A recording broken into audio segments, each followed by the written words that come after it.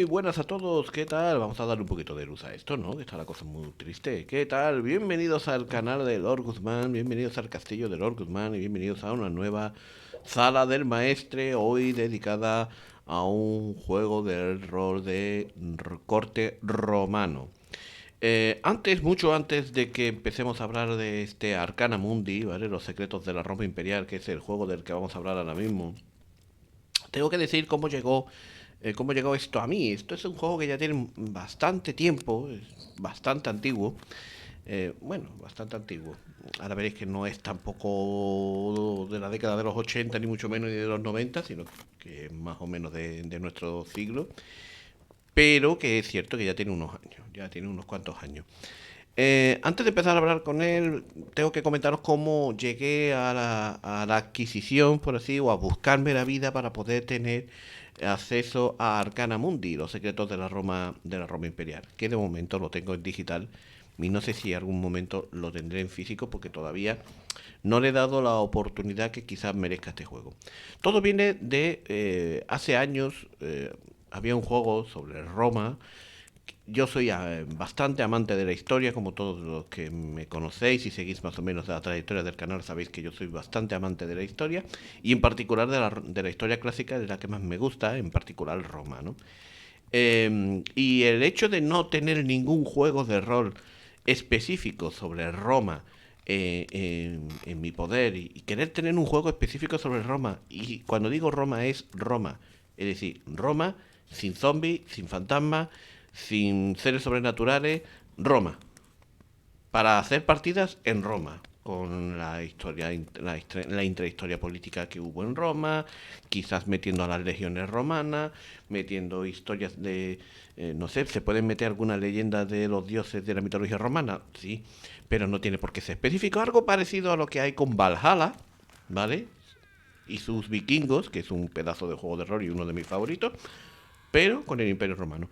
Y la verdad es que mi búsqueda no ha sido todo lo buena que a mí me hubiese gustado. Hubo un juego de rol de hace ya algunos años que se llamaba Roma y que está descatalogado, que sí te prometía eso, aunque es cierto que era un juego bastante finillo, con un sistema a lo mejor que se quedaba corto en algunas cositas, pero que te prometía eso y te lo ofrecía. El problema es que está descatalogado, que no hay forma de encontrarlo por ninguna parte y que yo no he tenido narices de dar con él.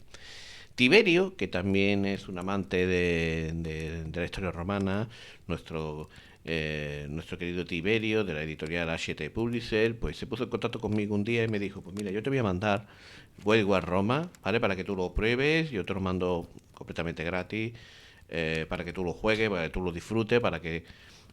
Y lo he tenido, lo he leído, me ha gustado, sigue sin gustarme la premisa de que es Roma con criaturas sobrenaturales de por medio, pero la verdad es que me gustó mucho World War Roma. Tengo que hacer, hice reseña de él en el canal, tengo que hacer partidas sobre ese juego, ya sea en mesa o ya sea online, pero tengo que hacer alguna partida sobre ese juego porque la verdad es que me gustó mucho cómo trataron todo el tema de la historia de Roma y me parece que en ese sentido el juego es muy completo, aunque no es exactamente lo que yo andaba buscando, pero es muy completo.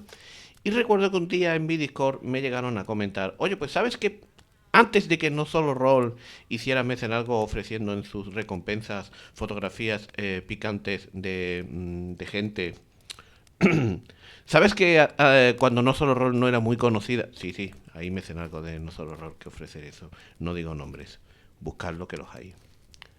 Ado. Antes de que eso sucediese, ¿vale? Y que No Solo Roll fuese famosa, ¿no? Como editora de rol, en los inicios de No Solo Rol, por así decirlo, y con el logo distinto, con el primer logo, el primigenio, ¿vale? Que tuvo No Solo Rol sacó un juego de rol llamado Arcana Mundi. Y es de este juego de rol del que os vamos a hablar.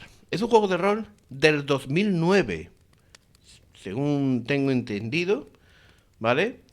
Y es un juego de rol que está publicado, pues eso, por no solo rol, por una no solo rol que iba en pañales por aquel entonces. Era una no solo rol nueva o jovencita, con el logo antiguo.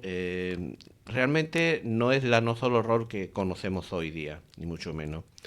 Es un juego, el primer trabajo de Adrián. T. Rodríguez, ¿vale? Y es un juego de rol histórico ambientado en la Roma imperial, bastante fiel a la realidad histórica, aunque volvemos a cagarla nuevamente, porque podría haber sido un juego magnífico para lo que yo andaba buscando, es decir, un juego que hablara sobre Roma y punto, pero no.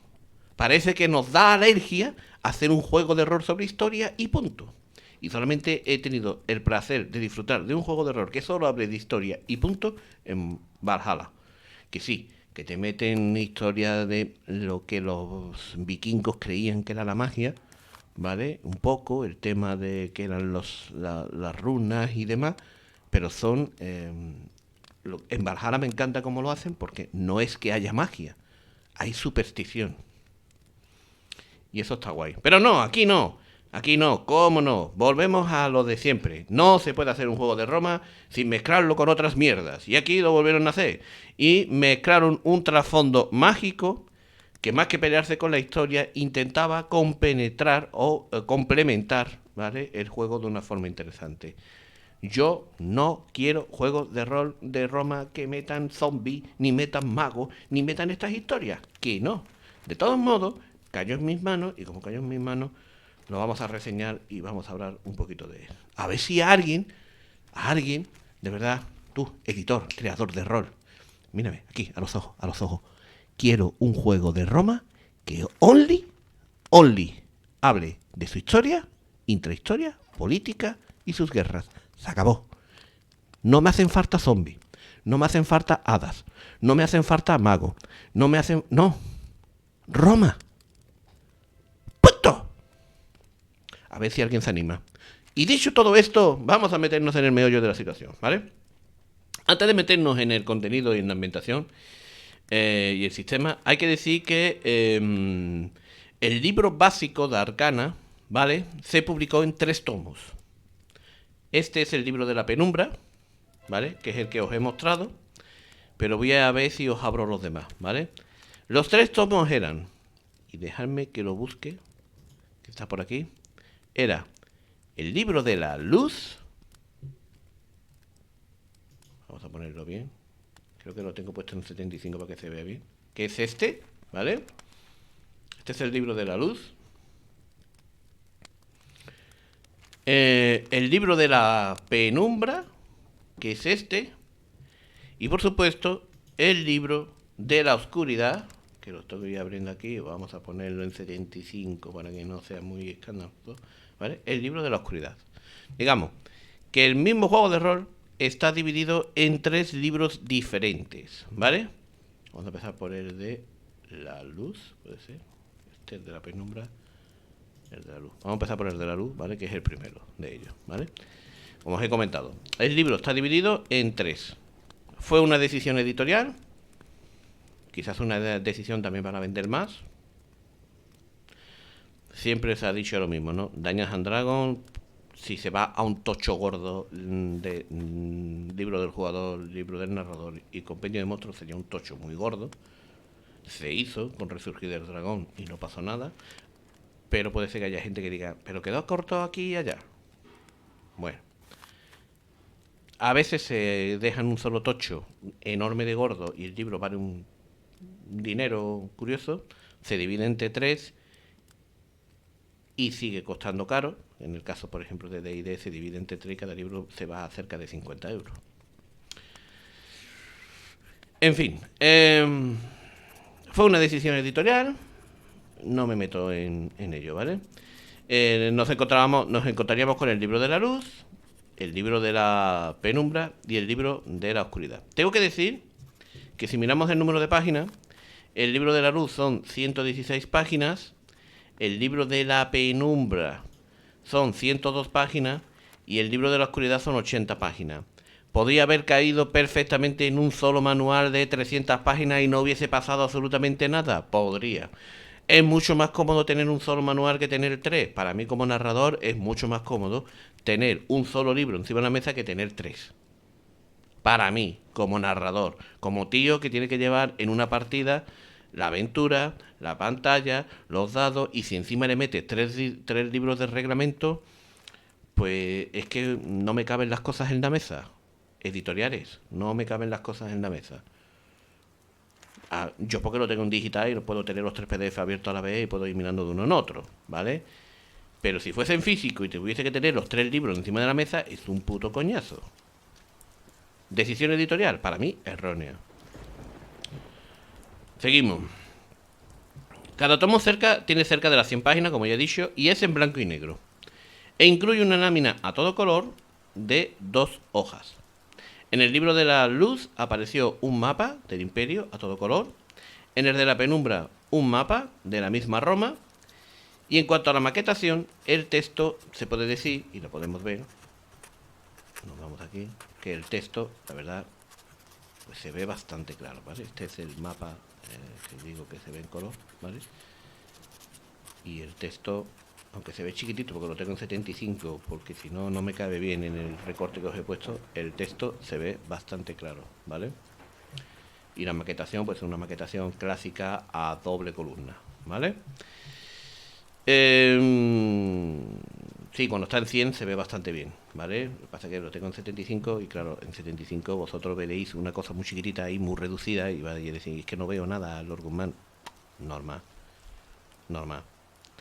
Pero créeme, cuando está el libro, o sea, cuando lo tienes a un tamaño razonable, se lee bien. No lo estoy diciendo por decir, ¿vale? Que yo ya lo he leído al menos el de la luz.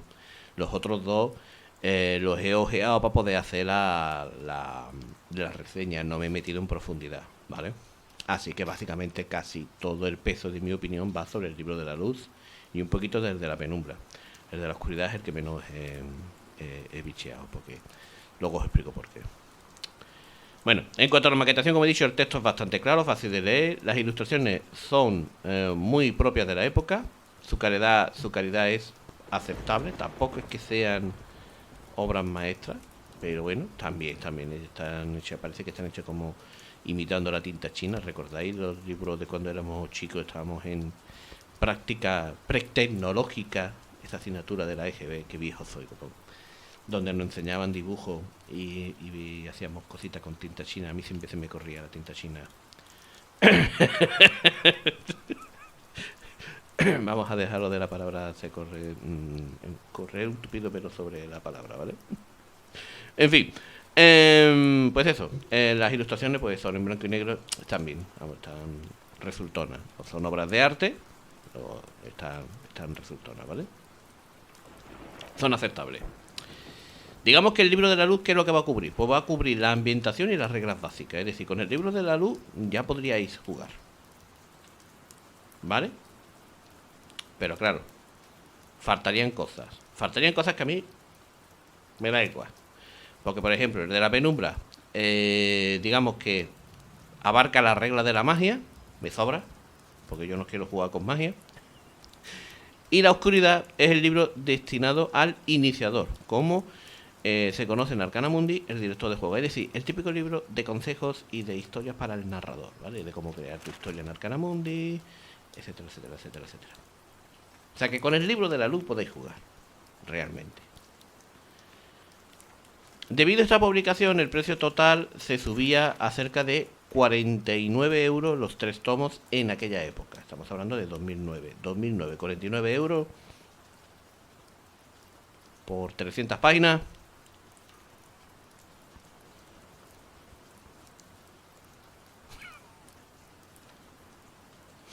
Carete.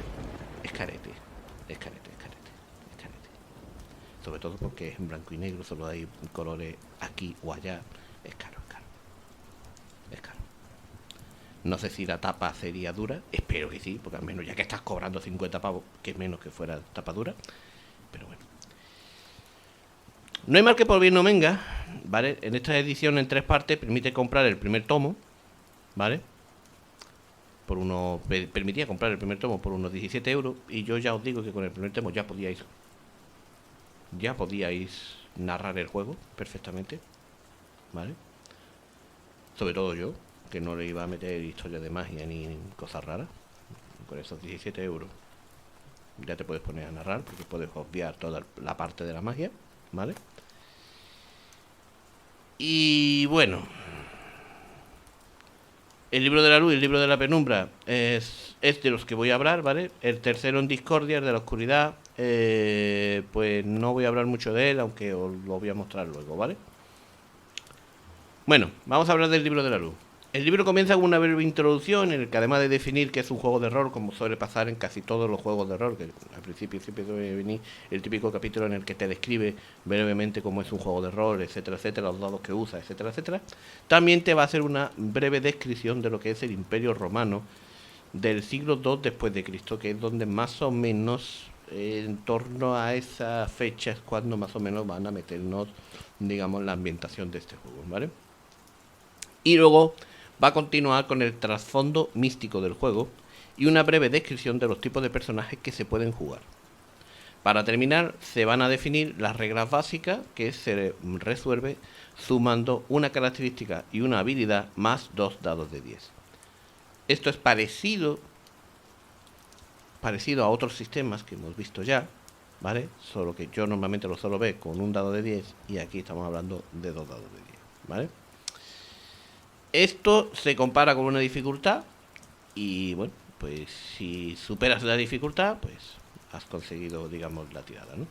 Cada vez que obtenemos, como particularidad este sistema tiene que el hecho de que cada vez que obtenemos una tirada capicúa, ¿vale? Se vuelven a tirar los dados sumando todos los resultados. Lord Guzmán, ¿qué coño es capicúa? Que yo soy un chico joven que no tengo ni puta idea de lo que significa la palabra capicúa porque nunca he estudiado eso en ningún lado ni me lo ha explicado absolutamente nadie. Pues capicúa lo que significa es que se lee exactamente igual de izquierda a derecha que de derecha a izquierda. Eso es un número capicúa. ¿Vale? Ya está. Y punto. ¿Vale? No hay más. Números capicúa 2992. Por ejemplo. 3003. Capicúa. 161. Capicúa. Sería igual de un lado que de otro. Eso es un número capicúa, ¿vale? Bueno, pues eso. Cuando hay una tirada con un número capicúa, ¿vale? Se vuelven a tirar los dados sumando todos los resultados a los anteriores. Es decir, es una tirada, pues, bestial. ¿Es raro este sistema? De cojones. Yo cuando lo leí también flipé un poquito. Hay una excepción, que es cuando obtenemos un doble 1 en los dados, en cuyo caso se sigue la misma dinámica de tirar y sumar, pero en vez de sumarlo, este total a la tirada se le resta. Con esta incalculable información ya estamos preparados, en teoría, para sumergirnos en el siguiente capítulo del Arcana Mundi, que es la generación de personajes. Lo primero que hay que tener en claro, bajo mi punto de vista, después de leer el sistema, es que a mí me resultó confuso a las finas hierbas.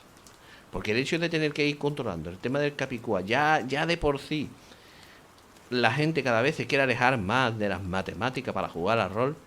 Aquí encima nos tenemos que saber la regla del capicúa, aplicarla, sumarla, tirar otra vez. No...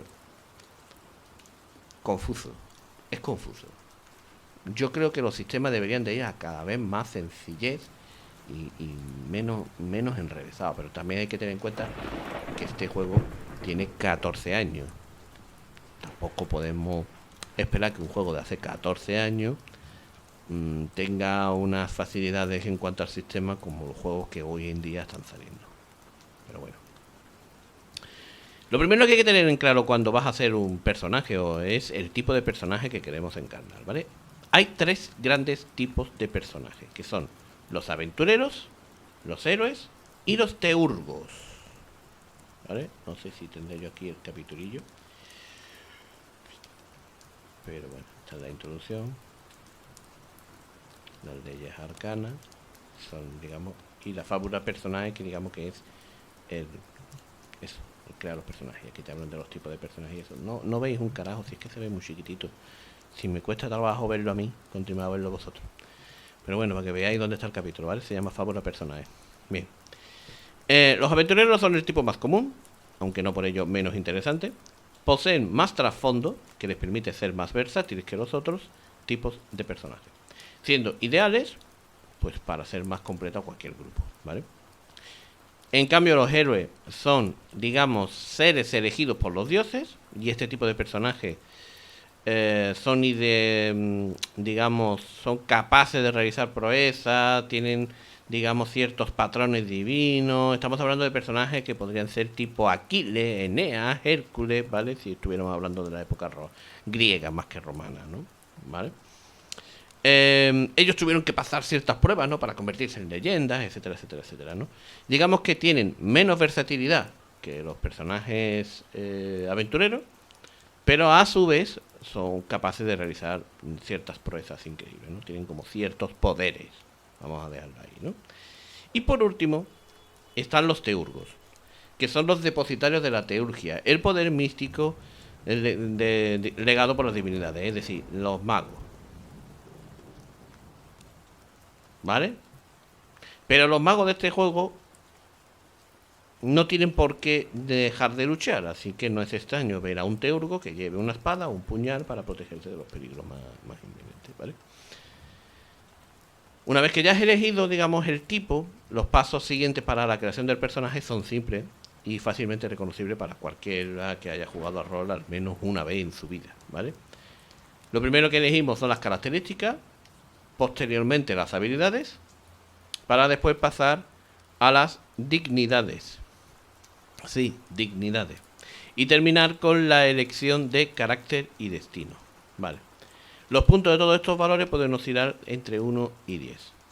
En el libro hay presente una ayuda en forma de multitud de oficios simples donde te sugieren combinaciones de características, habilidades, ¿vale? Para que no tengas tú que ponerte a calcular qué debo de poner en cada sitio, ¿no?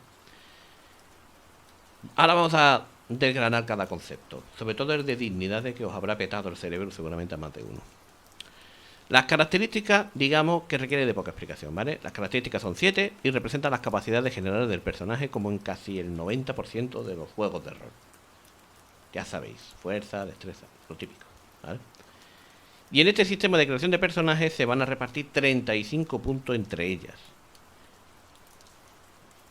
O, si nos sentimos afortunados, podéis tirar 7 dados de 10 para calcular nuestro total. Lo cual puede ser que tengáis desde 7 puntos hasta 70. Eso ya, lo que vosotros creáis conveniente. En cuanto a las habilidades, estamos hablando de justamente lo que estáis pensando. Es decir, las capacidades más concretas adquiridas con el estudio, la práctica o el manejo de una profesión, ¿vale? Son muchas, ¿vale? Son alrededor de 50. Se agrupan por tipo de combate, generales, sociales, intelectuales y por supuesto las teúrgicas, que son las mágicas, ¿vale? Y tienen 3 niveles. En una habilidad se considera un conocimiento profesional, ¿vale? Cuando se alcanza, digamos, el tercer nivel. Un aspecto original del sistema es que el número de puntos a repartir es igual a la edad del personaje. Es decir, si nuestro personaje empieza sus aventuras con 30 puntos, tenéis 30 puntos para repartir en habilidades. En cuanto a las dignidades o dignitas, ¿qué es eso? ¿Qué es eso, Lord? Que antes me petó el cerebro con eso. ¿Eso qué? Pues eso, digamos, que engloba el valor, la voluntad y la fe de nuestro personaje. También representa a nivel de sistema lo que en otros juegos se podría denominar como los puntos de suerte, ¿vale? Puntos de vacío, fuerza de voluntad, puntos de drama, etcétera, etcétera, etcétera, ¿vale? Representa por tanto la posibilidad de nuestro personaje de superar sus propios límites en momentos especialmente importantes, que eso se haría con el valor o la virtus, ¿vale? Traslada nuestra fortaleza mental a nuestras acciones físicas, como el combate. Luego tendríamos la voluntad o gravitas, que nos impide rendirnos cuando realizamos duras tareas prolongadas, como el estudio o el entrenamiento, o soportar unas condiciones especialmente duras, ¿vale? Y luego estaría la fe, o fights, que nos permite enfrentarnos al mundo sobrenatural. Digamos que serían como, en la llamada sería la cordura, ¿vale? La suerte, en vampiro sería la fuerza de voluntad, ese tipo de cosas, ¿vale? El término cualidad, ¿vale? También aparece en este juego. Y no es nada nuevo. Y esto sería como las ventajas y desventajas unidas al trasfondo del personaje, por así decirlo. Todo eso estaría dentro de cualidad, ¿vale? Además llena el hueco que en otros sistemas lo cubren los puntos libres, ¿vale? Y se relaciona con todos los demás parámetros del sistema. Modifica indirectamente el resto de parámetros a través de multitud de cualidades que pueden no. Son muy engorrosas, aunque eso sí, aporta trasfondo a cada personaje, ¿vale? Que ya digo, es algo bastante lioso y en algunos momentos yo cuando lo estaba leyendo ya me estaba engorronando. Yo me imaginaba a mí mismo explicando eso a algunos jugadores que tengo en mesa, en particular a mi mujer, que ella no se queja de que yo diga estas cosas porque ya es la primera que asiente con la cabeza, que los sistemas engorrosos y las cosas así un poquito raras, no como esta, pues la verdad a ella le cuesta. A ella le gustan los sistemas sencillos, sentarse a la mesa y jugar. Y todas estas cositas que pueden engorronar un poquito un sistema, pues la verdad no le terminan de gustar. Se puede decir que lo más original en cuanto al sistema de creación de personajes de este juego es el carácter y el destino.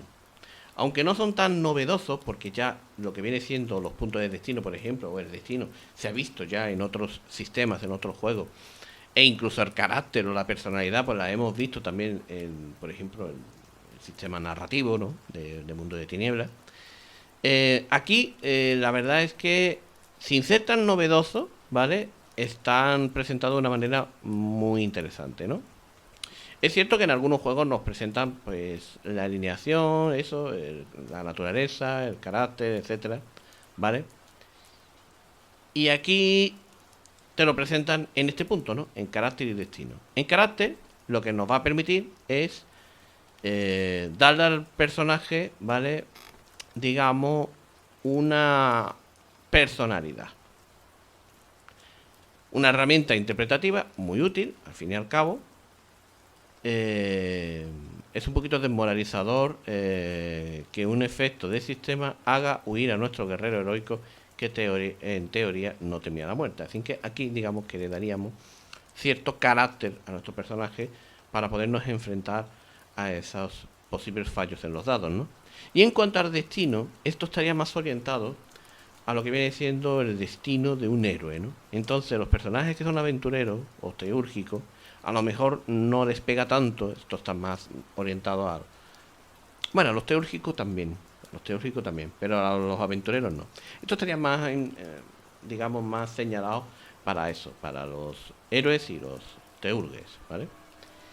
¿Qué es lo que nos permite? Bueno, pues nos permite marcar el carácter de nuestras aventuras, darle un destino, ¿no? Por ejemplo, el destino de Hércules no sería superar las 12 pruebas, ¿no? Para redimirse por haber matado a sus hijos, ¿no? El de Ulises es el de realizar el viaje eterno y regresar a casa junto a su esposa, ¿no? El de Aquiles, ¿no? Que era un destino que estaba marcado por la guerra de Troya. Bueno, que no quiero premio, cabrones, que soy muy cabrones. No, venga, sí, venga, darme el premio, venga. Lo voy a decir con toda la boca ancha. Troya. En líneas generales, el sistema refuerza la ambientación sin perder de vista una buena simulación de la realidad. Es engorroso, es lo que a mí no me termina de gustar, y, y hay veces que traba un poquito, ¿no? Pero es una excelente forma de explicar los conceptos. A mí lo explica bien, ¿eh? Ojo, no se anda por las ramas, lo explica bien. De hecho, ¿cómo se va a andar por las ramas si son 100 páginas? O sea, no, va al grano en ese sentido, pero es cierto que es engorroso en algunos aspectos. El sistema de generación se centra en crear personajes que sean adecuados para esta ambientación en particular y que den pie a una interpretación narrativa. Esto conlleva que las matemáticas del sistema no sean su factor principal, aunque ya digo que lo del capicúa y las tiradas y todo el rollo sí meten bastante tema matemático que yo hubiese minimizado al mínimo, sinceramente. Pero bueno, Ya sea explotando las cualidades, cuyas utilidades en juego no son exactamente equivalentes, o haciéndose personajes ancianos para tener un personaje con más habilidades, podríamos hackear el sistema para tener aventuras de todo tipo. Según he podido comprobar, esto es totalmente voluntario. El sistema está pensado para narrar historias y modelar el mundo romano, no para constreñir a jugadores rebeldes. Prefiere centrarse en dar los instrumentos apropiados para que nos sumerjamos en el universo de Roma, y así pues es la labor de cada grupo controlar el mushkin que llevamos dentro, ¿no? Que hay algunos que no son capaces de reprimir ese mushkin, ¿no? Que llevas en tu interior, ¿no? Lo que más he hecho en falta, ¿no? Ejemplos.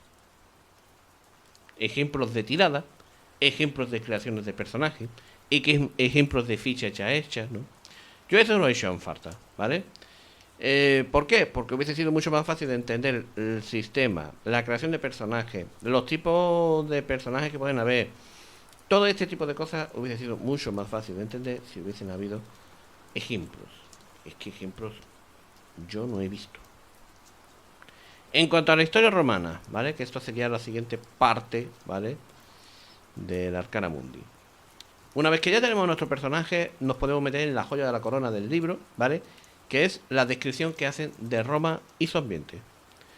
Empezando por una breve descripción de su historia, y luego una casi pasamos desde nos empiezan a hablar, ¿no? De una casi legendaria monarquía, desde Rómulo a Tarquino, el soberbio. Luego nos cuentan un poquito de la República, desde la pequeña ciudad y cómo ésta se convierte en la capital del mundo. Y nos acaba hablando después del Imperio, ¿no? Que se describe con más detalle, sobre todo el siglo II, es lo que nos describen con más detalle. Es muy interesante cómo el autor no solo va dando información sobre los distintos periodos históricos, con gran detalle, sino que además lo hace de manera no excesivamente académica o pedante. Va introduciendo poco a poco conceptos y vocabularios de la época, pero definiéndolo con la suficiente claridad como para que sean comprensibles para cualquiera que no tenga ni puta idea de lo que significa Roma o la historia de Roma. ¿Qué se consigue con esto?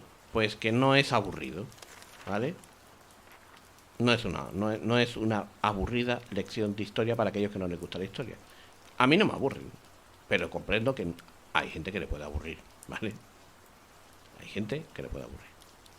Así, poco a poco, nos vamos adentrando en lo que viene siendo el mundo romano. Veremos cómo se gobierna la ciudad, ¿vale? Veremos cómo son las magistraturas, ¿vale?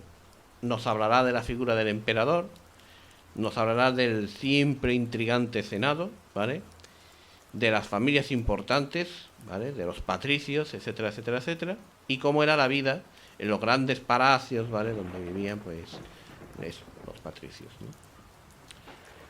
De los caballeros y los senadores también pasaremos a hablar de los humildes y libertos, que apenas sí tenían para mantenerse en el más bajo extracto de la vida social de la Roma, ¿no? La urbe más importante del mundo en aquella época. Nos embarcaremos, por tanto, en un viaje por la capital del imperio, que nos llevará por sus 14 distritos, desde los palacios del Palatino a los lupanares situados en los agujeros más oscuros de la Subura. La plebe empobrecida y alienada hace bueno el dicho de pan y circo, sobreviviendo gracias a los repartos de grano y soportando su situación gracias a los grandes espectáculos públicos del gran Coliseo romano. Sobre todo en el anfiteatro, donde probablemente será el único sitio donde podrá decidir sobre el futuro de otros, los gladiadores. Y encontrándonos con este panorama, también nos encontramos que el mundo está salpicado por un mundo paralelo, oculto pero omnipresente, que se compone del mundo sobrenatural, que yo eso lo hubiese obviado. A partir de ahí empecé a aburrirme yo, porque yo lo que quería era un juego solo sobre Roma. Pero bueno, está metido y está ahí, ¿no? En esta parte sobrenatural nos habla desde la religión tradicional romana, ¿vale? Eh, y allí nos hablarían de cómo nacen y crecen pistas con el mundo sobrenatural, ¿vale? Y cómo este mundo sobrenatural, digamos, ha ido moldeando el mundo cotidiano, ¿vale? No oponiéndose a la historia, sino guiando, digamos, el destino de la misma con mano firme. Es como si los dioses, ¿no? Digamos, manipularan un poquito y dirigieran las cosas hacia donde debe de cumplirse la historia. Es tan fácil retirar este hábito sobrenatural para jugar una partida totalmente mundana que es que de hecho lo puedes obviar. Porque como está todo metido en un solo libro, lo puedes obviar. Y aunque en el libro 1 te hablan un poquito del tema, las reglas no te van a afectar. Retiras Arteurgo y retiras las habilidades teúrgicas y tendrías una partida centrada en Roma. Que es lo que yo haría. Si no fuera tan enreoso en algunos aspectos del sistema, yo lo haría. Porque yo lo que busco es eso, básicamente, ¿vale? Eh, pero el juego se creó con este mundo sobrenatural y evidentemente está ahí por si vosotros lo queréis jugar, ¿no? Además, no todo es extraño en Arcana Mundi. Y al fin y al cabo, el mundo romano, en muchos aspectos, el mundo romano es el padre de nuestra sociedad. O al menos de todos los que vivimos en Europa. ¿Por qué? Pues porque Roma pues dominó prácticamente todo el Mediterráneo y llegó hasta Inglaterra, hasta Germania, o sea, estamos hablando de... y duró mucho tiempo. Fue uno de los imperios más largos, ¿no? En el paso del tiempo, ¿no? Y además fue el primer gran imperio, yo diría, ¿no? Si no fue el primer gran imperio, poco le falta, al menos en Europa. En fin, nos vamos a encontrar también con aspectos más familiares y mundanos como el sistema legal, el famoso derecho de Roma, donde ya desde entonces ser rico garantizaba un exitoso camino tanto en los tribunales como en la vida, ¿vale? Donde la corrupción estaba al orden del día. Por supuesto, se nos aporta también una lista de salarios y precios, donde encontramos cosas tan vigentes como el precio de un libro, ¿vale? El precio del aceite de oliva, o el aún más prohibitivo, bueno, en aquella época el aceite de oliva era aún más prohibitivo que hoy en día, ¿vale? Que ya es de por sí, porque el aceite de oliva, digamos, se consideraba el oro líquido, ¿no? Por eso es, por eso el empeño de Roma de conquistar Hispania, ¿no? Porque aquí había muchos olivos.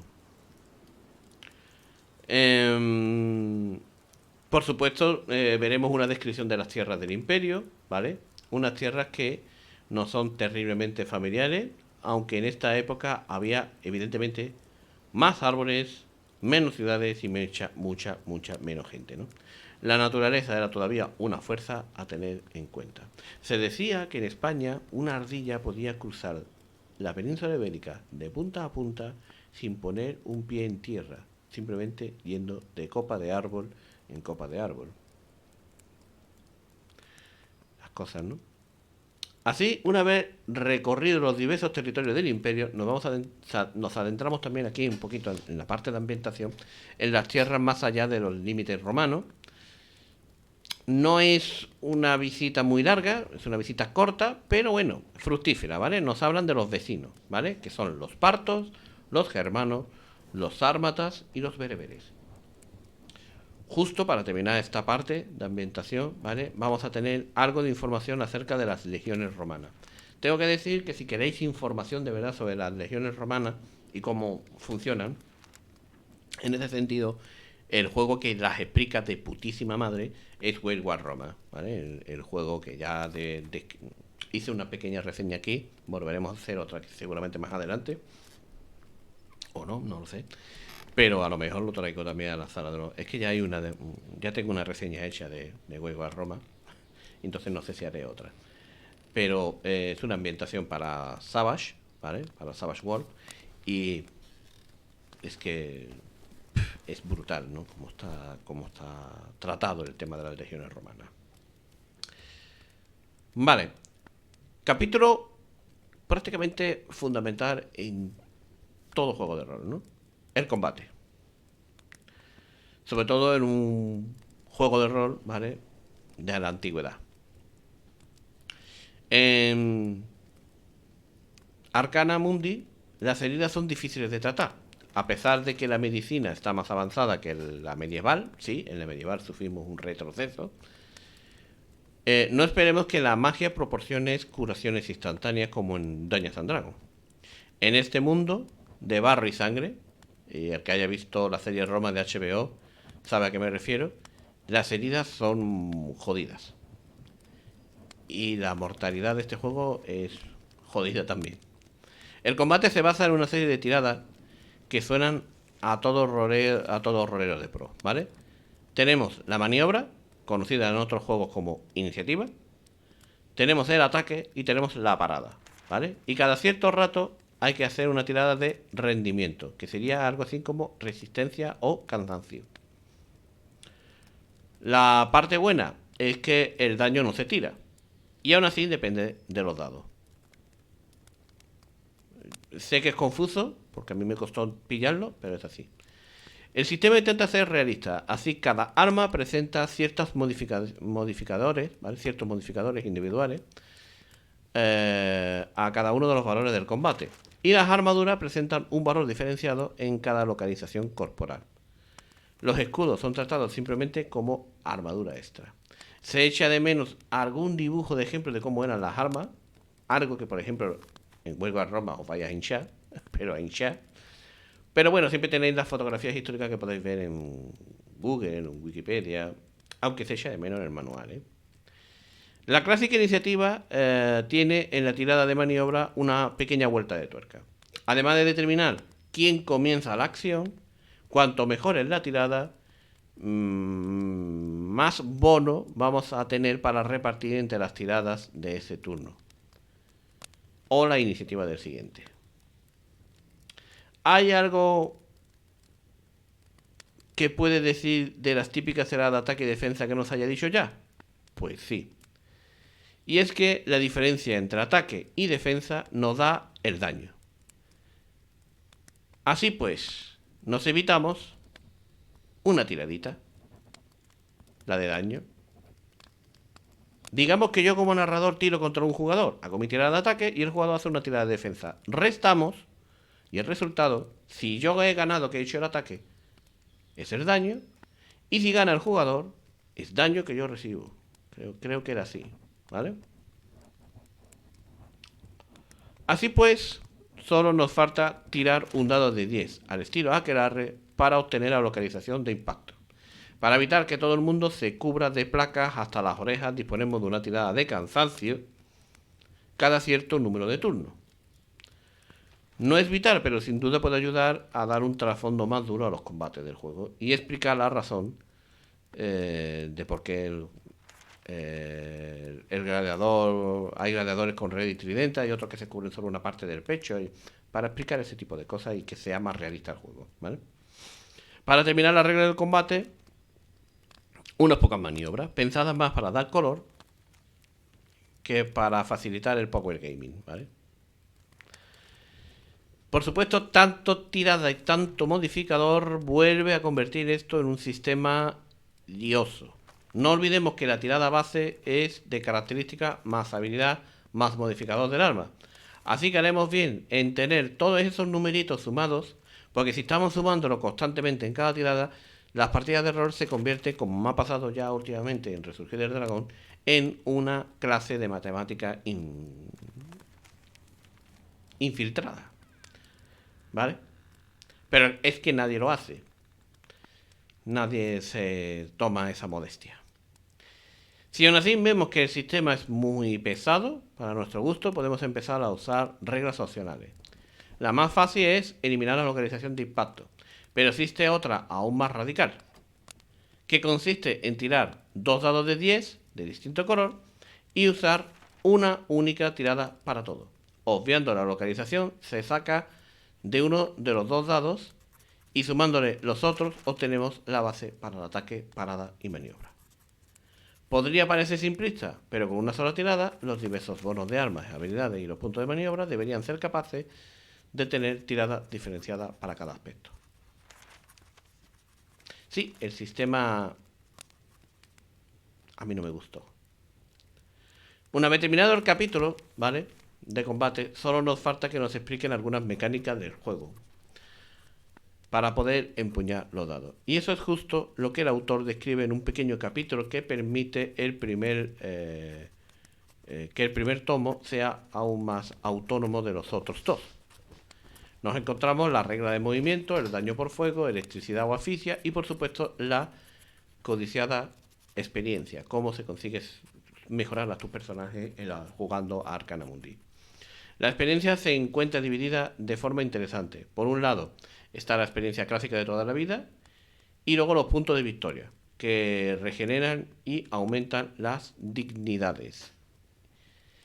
Los meses de estudios o entrenamiento que permite incrementar rasgos tan dispares como el conocimiento teórgico o la fuerza.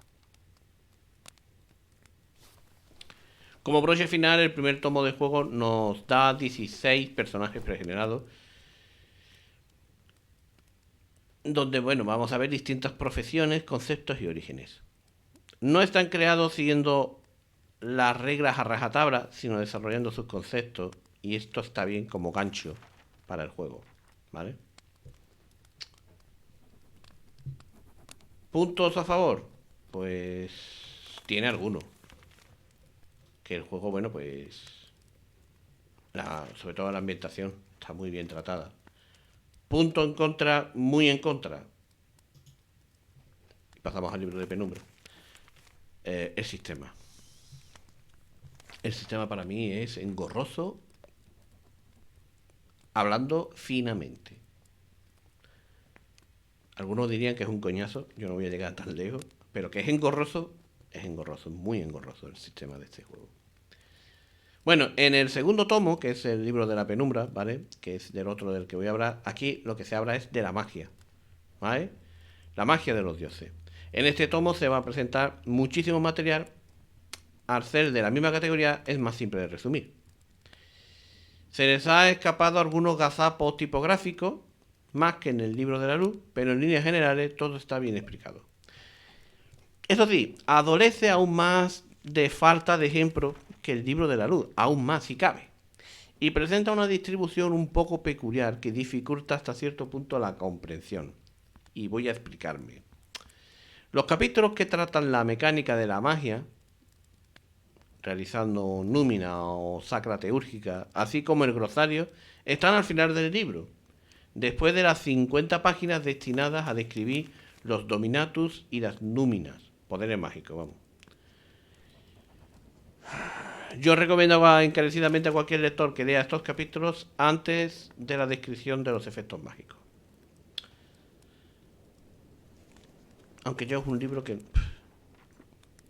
particularmente no me termina. Bueno, en ambientación, como todo en Arcana Mundi, la ambientación está antes que las reglas. El autor describe los diversos cultos divinos del pacto, una organización secreta y confabuladora en busca de defender a los dioses tradicionales de la Roma, de la incursión de los dioses extranjeros y de los cultos de nuevo cuño como el cristianismo.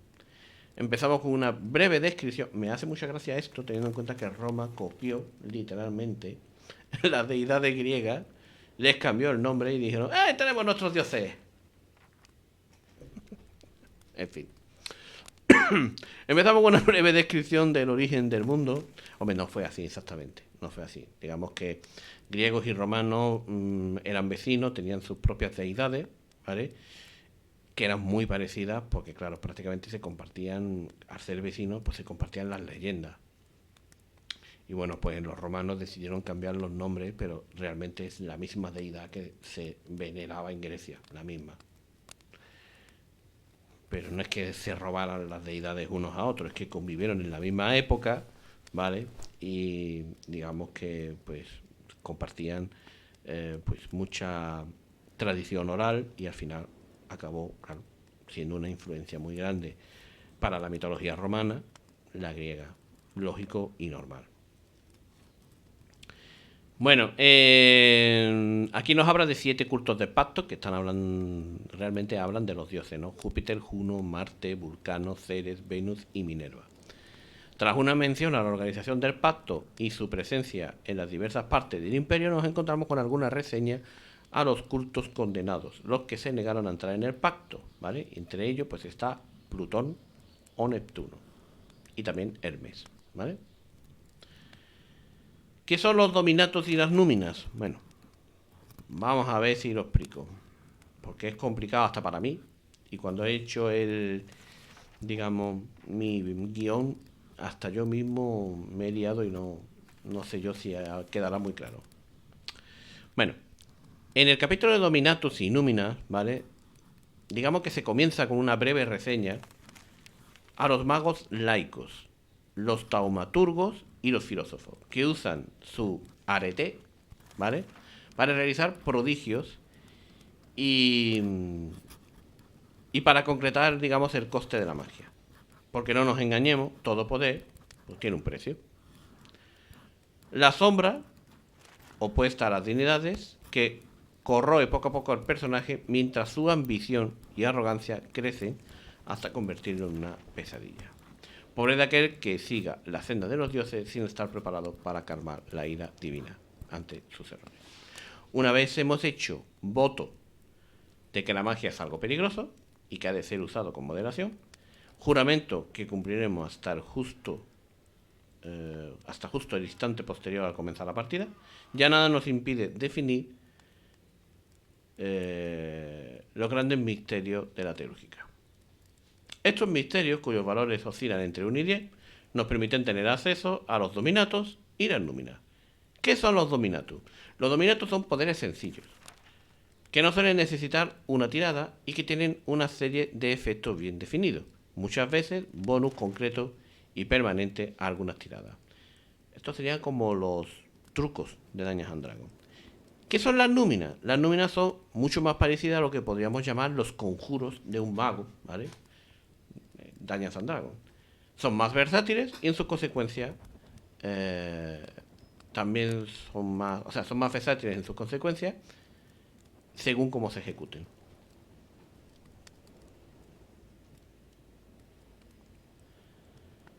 Yo aquí intenté apuntar algunas cosas porque apunté todos los misterios, ¿no? Que había, todos los hechizos y demás, pero es que es muy difícil de explicar y casi que lo voy a obviar, ¿vale? Pero digamos que hay un montón de magia. Una vez que nuestro aguerrido teúrgico está armado con sus núminas y sus dominatos, en el libro nos indica cómo ha de relacionarse con sus peores enemigos, sus iguales. Los teúrgicos del pacto se relacionan dentro de su sociedad secreta, lo cual nos permite jugar partidas de intriga mágica dentro de la intriga política, o incluso introducir intriga mágica que han sido resueltas de forma poco ruidosa. A mí esto no me terminó de gustar porque solamente hablan de este tipo de cosas. Y es como si estuviéramos jugando Mago Edad Romana, ¿vale? Y no me terminó de convencer este capítulo, o sea, este libro en concreto. Pero bueno, a ver si soy capaz de explicar un poquito la mecánica. Una vez hemos definido todas las núminas del libro, se va a encargar de definir cómo se ejecutan. Los dominatus suelen necesitar poca explicación. Dependiendo de cada númina tendremos un objetivo diferente, desde el mismo invocador a un grupo de personas. Y el alcance también puede ser variable, desde cualquier cosa en contacto con el teúrgico hasta donde él pueda ver, ¿vale? El resto de características, coste, tiempo, invocación y duración, dependen del tipo de númina que sea. Las hay más costosas y menos costosas. Hay algunas que gastan puntos temporales de dignitas, que es como una especie de contador de maná o algo así, ¿vale? Y son de escasa duración. Las ilustraciones son más lentas de invocar. Es que veis como hasta yo me lío con lo que escribo. Se hacen en horas, son poco costosas y gastan puntos temporales de dignidad. Y con una duración típica de estaciones. Los dones son las núminas más lentas, se tardan días en invocar, son muy costosas, cuestan niveles permanentes de dignidad y duran mucho tiempo, años o incluso décadas. Las núminas se ejecutan con una habilidad específica llamada Corpus Religio, más el nivel de misterio que poseamos, más la característica definida en la númina. La dificultad es igual al multiplicar por 5 el nivel de la misma númina. De momento en el libro los niveles varían de 1 a 5, así que las dificultades van de 5 a 10. Si fracasamos ejecutando nuestras núminas, generamos puntos de tributo, que es como la sombra, o la sombra no, la paradoja de Mago la Ascensión, ¿vale? Por así decirlo.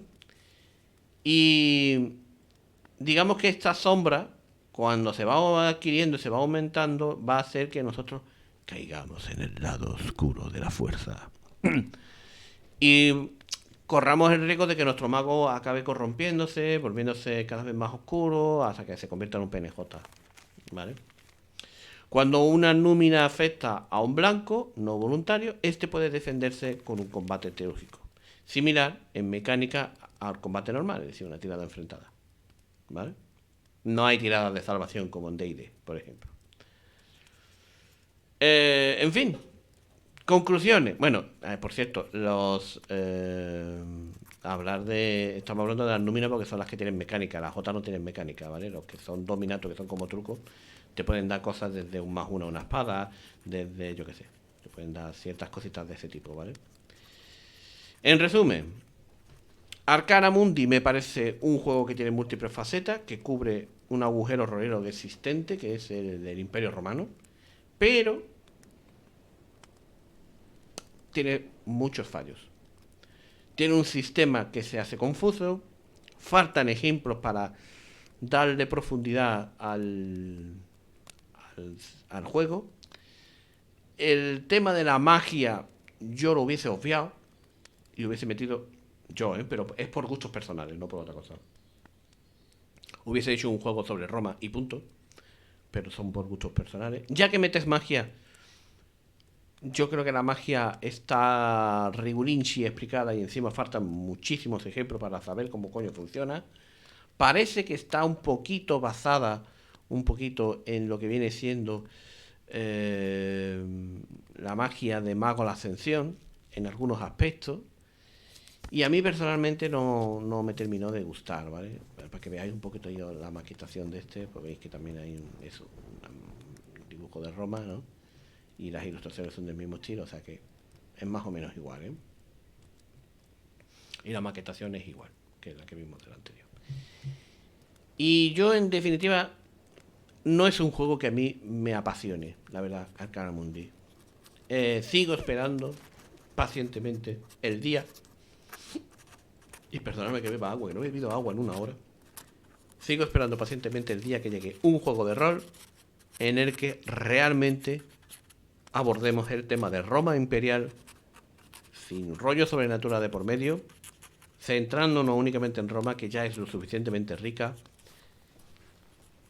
y que podamos jugarlo aquí en el canal. Si no aparece, a lo mejor lo voy a tener que crear yo, porque es que sí. No, bastante tengo yo ya con Saint Shai.